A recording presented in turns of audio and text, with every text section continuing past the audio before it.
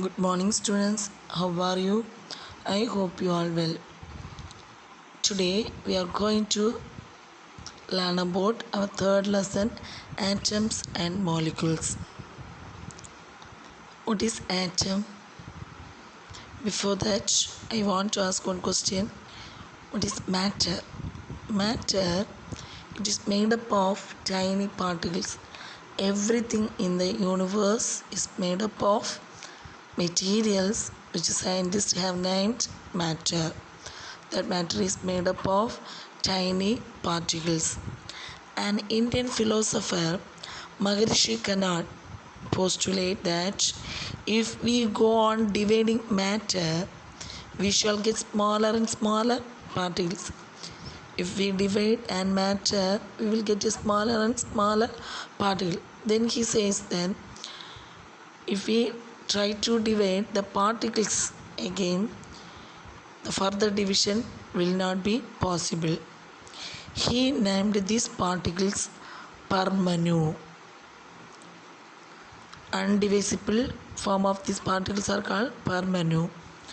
Another Indian philosopher, Bhagutta Katyama, elaborated his doctrine and said that the particles normally exist in a combined form, which gives us various form of matter. The particles are combined together to form matter. Already you know the matter is made up of tiny particles. The particles are combined to form a matter. Another Greek philosopher, Democritus and Leucippus, suggested that if we go on dividing matter, a stage will come when particles obtained cannot be divided further. So, Democritus called these indivisible particles as atoms. We can divide the matter because the matter is made up of many particles. Then again we can divide the particles into small particles. But at last we will get an unseen form of the matter particle. That particle we cannot separate. We cannot able to divide. So such particles are called as atoms. For the first time, Democritus called these indivisible particles are atoms. So another one example, have you ever observed a mason building walls? From these walls, a room, then a collection of rooms to form a building. What is the building block of the huge building? What about the building block of an ant hill? The ant hill is fully made up of small grain of sand. In huge building is fully made up of small bricks. Like this, the building blocks of all matters are atoms. The building blocks of all matters are atoms. Did you understand? First, the atom, number of atom combined to form a particles. The particles combined to form a matter. Then now let's see the definition of atom. An atom is the smallest constituent unit of ordinary matter that constitutes a chemical element. Every solid, liquid, and gas is composed of atoms. Atoms are the smallest unit of the matter. Atoms are extremely small, typically around 100 picometers across. Did you understand? Once again, I am saying the matter is made up of particles. The particles is made up of atoms. Atoms are the smallest unit of matter. Atoms are the building blocks of matter. First atom, number of atom combined to form particles. Particles combined to form matter. Let's see what is molecules. two or more atoms of the same element or different element that are bound together, which means two atoms. If more than two atoms is found in an element, that is known as molecules. Element definition, then compounds definition, everything we studied in the second lesson. What is an element?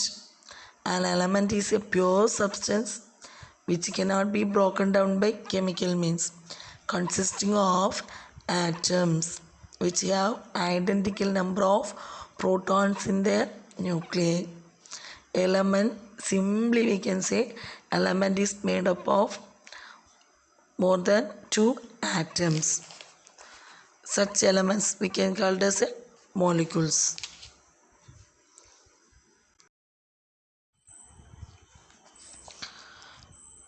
Anton L. Lavoisier laid the foundation of chemical sciences by establishing two important laws of chemical combination. The two laws of chemical combination were established after much experimentations by Lavoisier and Joseph L. Proust, two chemists. They did many experimentation. After that, they introduced the two laws of chemical combination. First law, the law of conservation of mass. The second law is law of constant proportions. First one is law of conservation of mass. What is law of conservation of mass? Law of conservation of mass states that mass can neither be created or not destroyed in a chemical reaction. This means that during a chemical reaction, the sum of the masses of reactants and products remain unchanged. What reactants, what products we are getting? The mass, there is no change in the mass. What's the meaning for mass? Did you study about the mass? Mass is a measure of the amount of matter. Mass determines the quantity of the matter. It is the measure of the amount of matter in an object. Mass is usually measured in grams or kilograms. For the example of law of conservation of mass, one activity they given in a textbook: take some sodium sulfate solution in a conical flask and some barium chloride solution in a ignition tube. See the picture. One conical flask is there. Inside the conical flask, one ignition tube. Which substance they are taking in ignition tube? The ignition tube means heated tube. Ignition tube contain barium chloride solution. Then conical flask contains sodium sulfate solution. Hang the ignition tube in the flask. We should allow to hang the ignition tube in a flask by a thread, and the flask lid is closed with the one cork. What is cork? Wooden cork. Find the mass of the flask on a balance. Then tilt the flask. What is the meaning of tilting? Turning here and there. A chemical reaction takes place and sodium chloride and barium sulfate are formed. When we tilt this flask from the ignition tube, the barium chloride solution is added in the mixer with the sodium sulfate solution. At last, another one product we are getting. Then find out the mass of the flask again. It will be seen that the sum of the mass of the reactants and products remain unchanged. When we turning and tilting the flask, the content from the ignition tube and the content of the flask both are mixed. There's a chemical reaction takes place. We are getting a new product, but there is no change in products. The products and everything remain unchanged. Did you understand? So this activity explains law of conservation of mass. What is law of conservation of mass?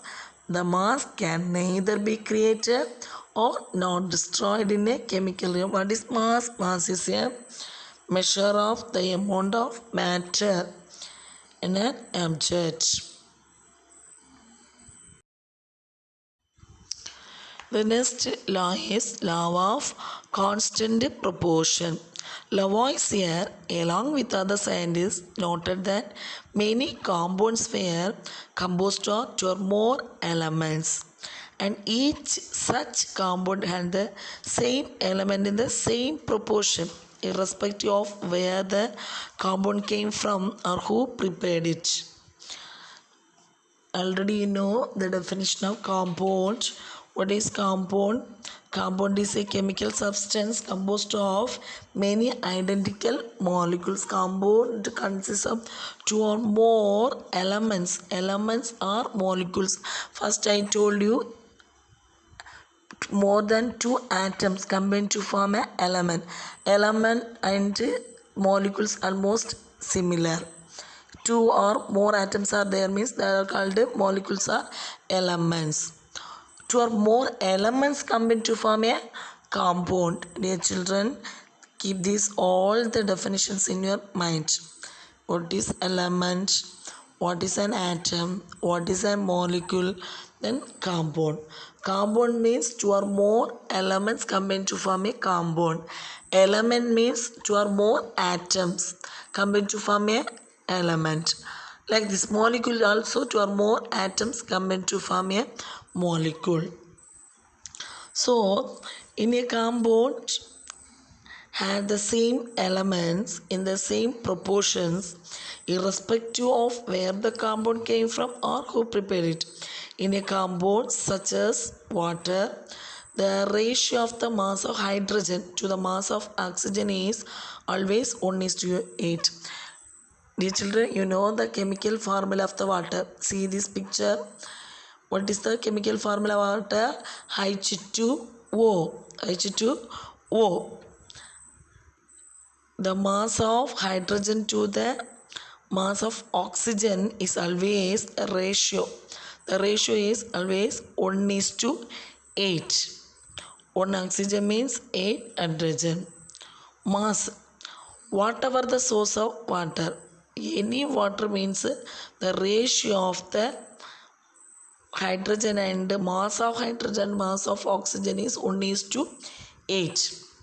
Or we can say 2:12. Both are same.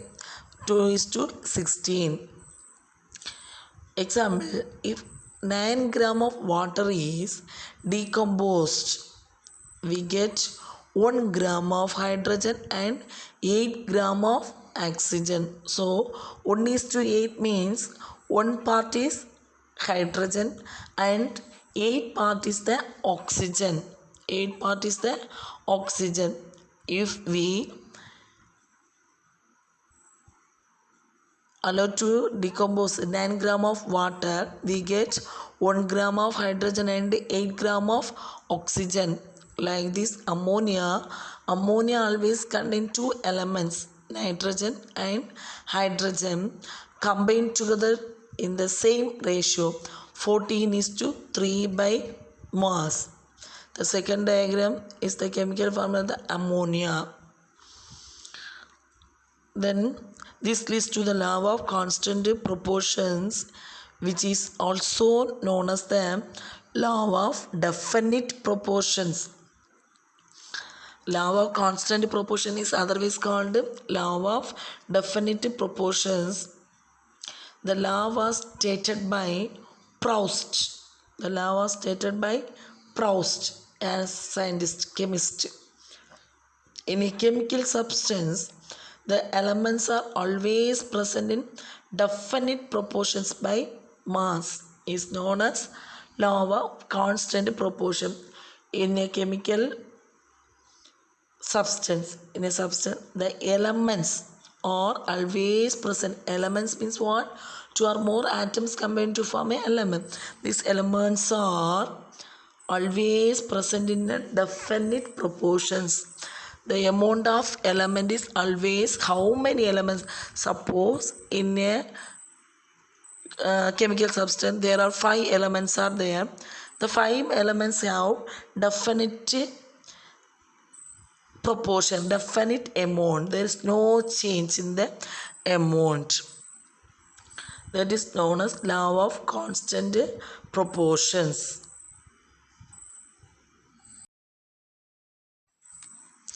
Next, the scientists, many chemists, they faced the problem that was to give appropriate explanation of these laws. Many of the chemists, they didn't give the appropriate explanation of these laws, but one British chemist, John Dalton, provided the basic theory about the nature of matter. First, we have to see about who is this John Dalton. John Dalton was born in a poor weaver's family. What is weavers? Weavers means the weaving of fabrics.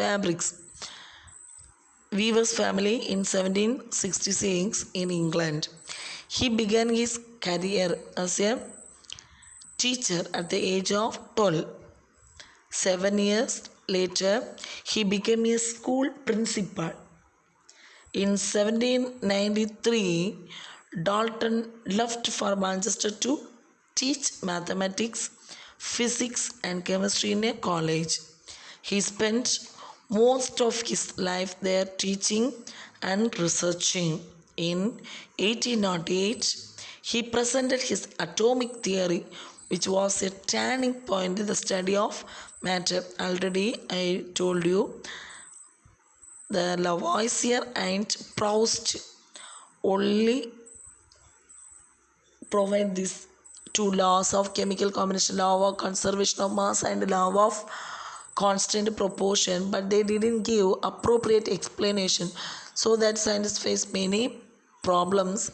For avoiding this problem, next a new British chemist John Dalton provided the basic theory about the nature of matter. He presented his atomic theory, which was the turning point in the study of matter. Dalton picked up the idea of divisibility of matter, which was still then just a philosophy. He took the name atom as given by the Greeks and said that the smallest particle of matters are atoms. Already that we know the smallest particles of the matters are atoms. His theory was based on the laws of chemical combination. He gave some more explanation about these laws of chemical combination. Dalton's atomic theory provided an explanation for the laws of conservation of mass and law of definite proportions.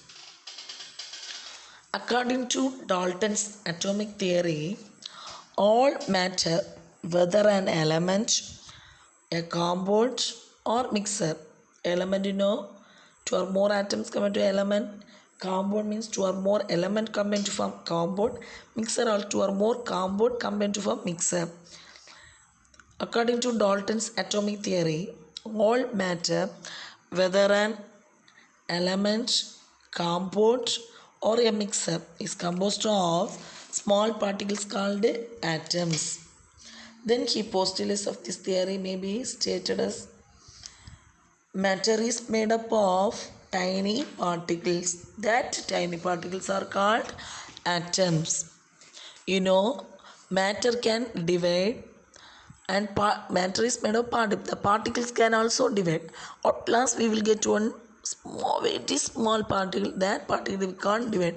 These undivisible or indivisible particles are known as atoms. Atoms are indivisible and cannot be created or destroyed in a chemical reaction. Then atoms of a given element are similar in mass and properties. In elements contained two or more atoms, they are similar in mass and properties. the atoms are different elements. If the elements are different types, means they have different masses and properties. If that, carefully listen, if the elements are same condition, same type of elements, means they have same mass and properties. Atoms are different element repeatedly, I said many places, element is composed to more atoms. The element of different elements have different masses and properties. The number of atoms combined in small whole number ratios to form compounds. In a given compound, the relative number and kind of atoms are constant. In a compound, it is the combination of many elements. Element is the combination of atom. Anyway, basic unit is the atom.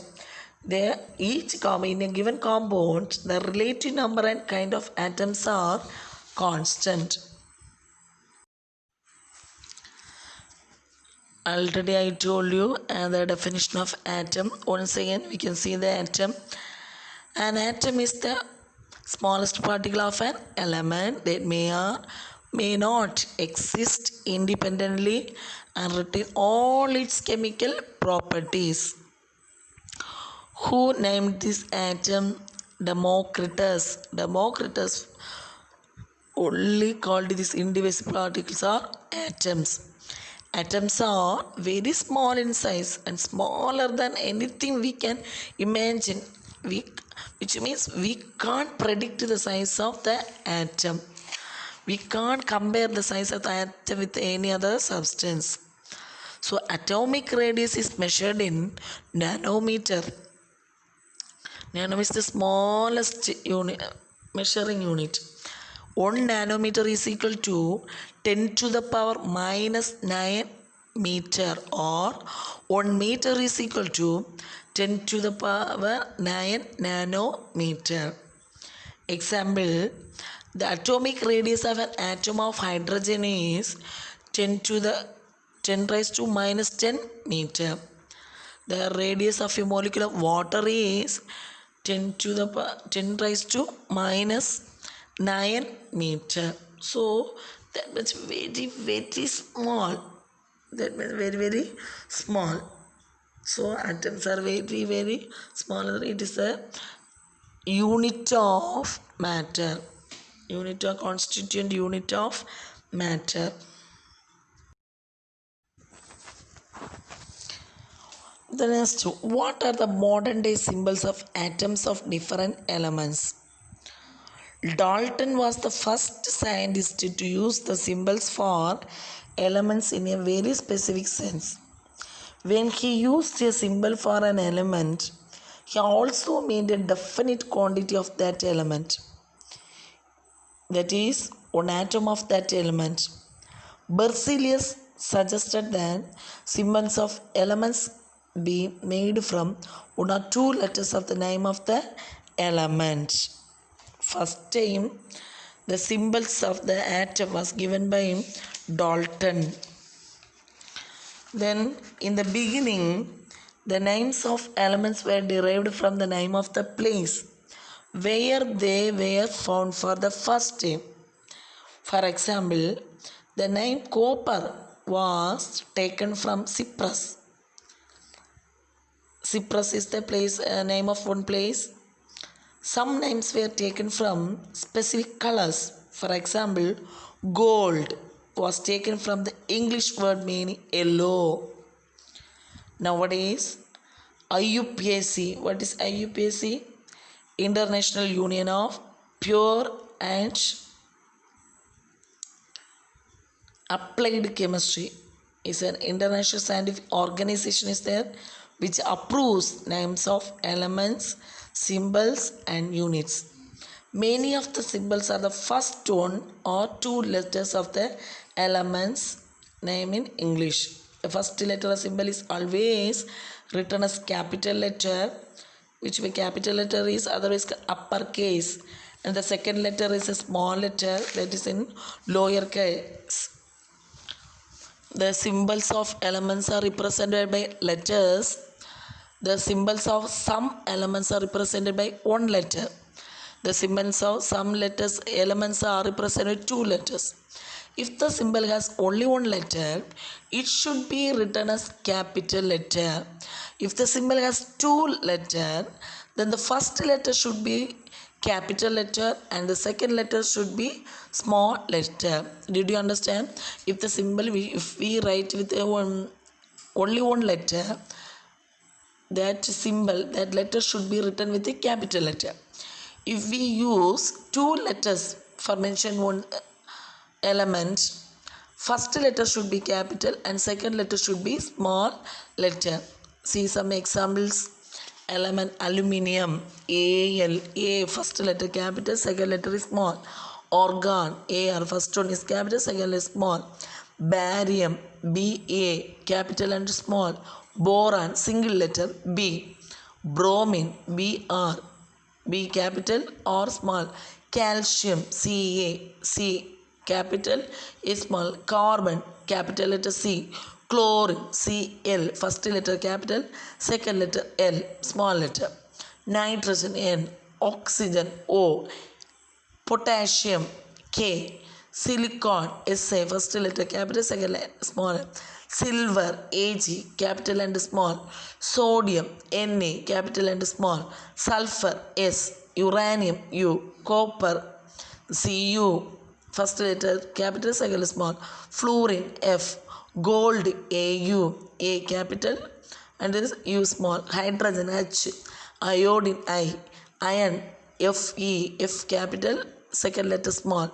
Lead, Pb, P capital, B small. Magnesium, Mg, M capital, G is small. So most of the symbols of these elements taken from the first letter of the name of the elements.